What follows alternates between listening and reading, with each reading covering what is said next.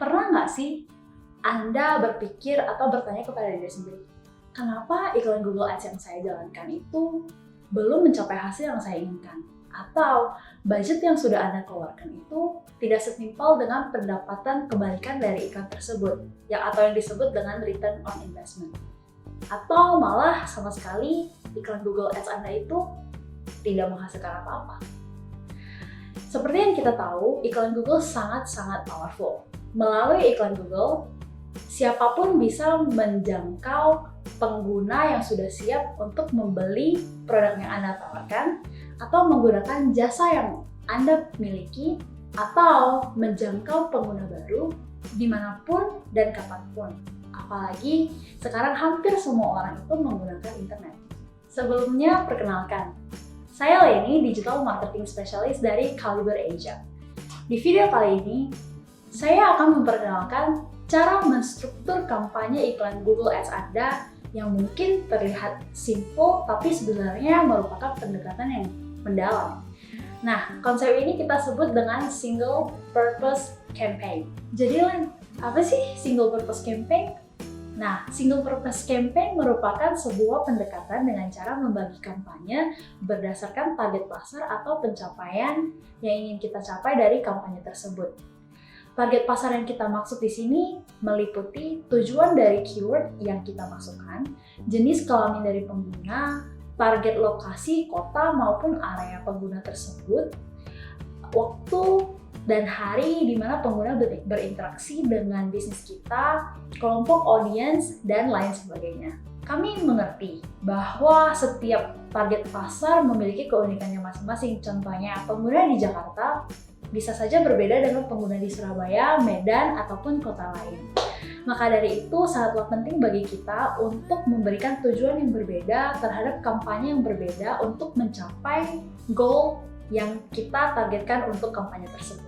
Nah, pertama-tama cara kita untuk menjangkau pengguna dimulai dari intent atau tujuan seseorang dari awal perjalanan mereka sampai mereka menemukan bisnis Anda. Kemudian dengan mempertimbangkan tahapan user journey ini dengan pendekatan single purpose campaign.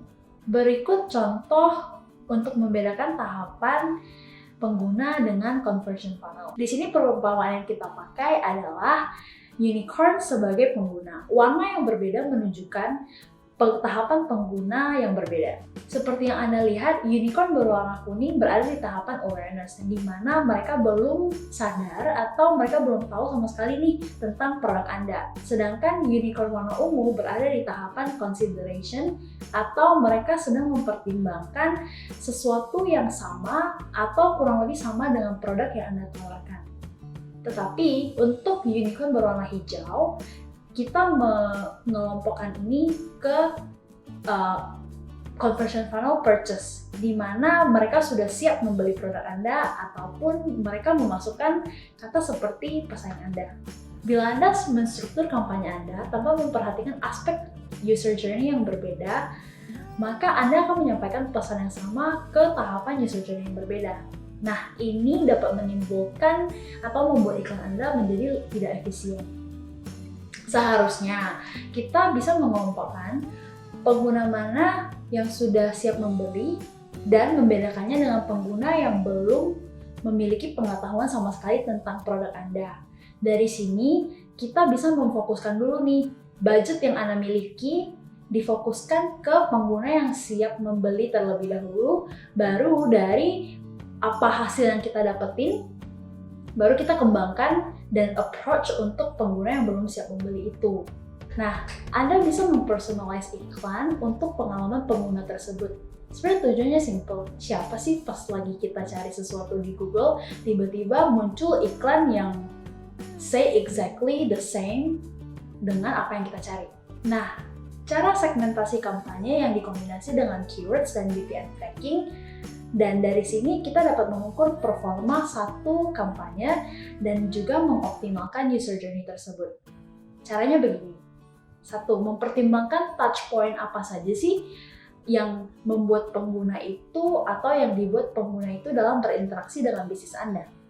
Yang kedua, iklan apa saja sih yang user ini klik atau kunjungi sebelum mereka masuk ke website Anda. Lalu yang ketiga adalah halaman website apa saja sih yang si pengguna ini kunjungin, misalnya homepage atau halaman-halaman produk tertentu yang mungkin mereka lihat dulu nih sebelum melakukan pembelian atau order jasa yang kalian tawarkan.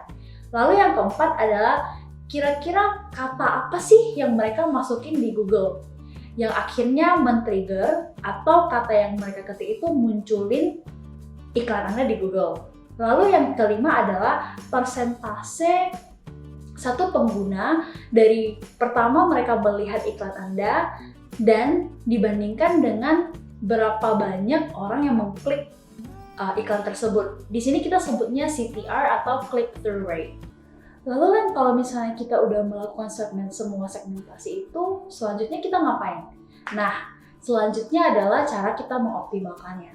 Dengan melakukan semua segmentasi berdasarkan search terms ataupun touchpoint apa saja dan halaman apa saja yang udah dikunjungi sama pengguna ini, next step-nya adalah kita dapat meningkatkan pengalaman pengguna tersebut dengan berinteraksi dengan pengguna ini melalui iklan kita. Jadi lebih bisa di-personalize dari iklannya, kata-kata copywriting-nya untuk mencapai pengguna tertentu sesuai dengan touchpoint yang kita sudah kelompokkan tadinya.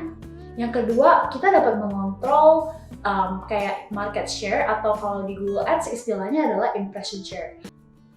Yang ketiga, dari semua data yang udah kita kumpulkan, kita bisa mengambil data itu untuk melihat sebenarnya typical audience atau pengguna apa sih yang punya potensi untuk convert lebih tinggi dan kita mencari orang-orang yang seperti itu.